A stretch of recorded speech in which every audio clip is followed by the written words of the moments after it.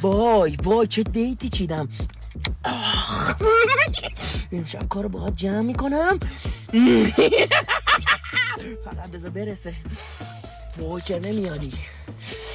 وای سلام. سلام.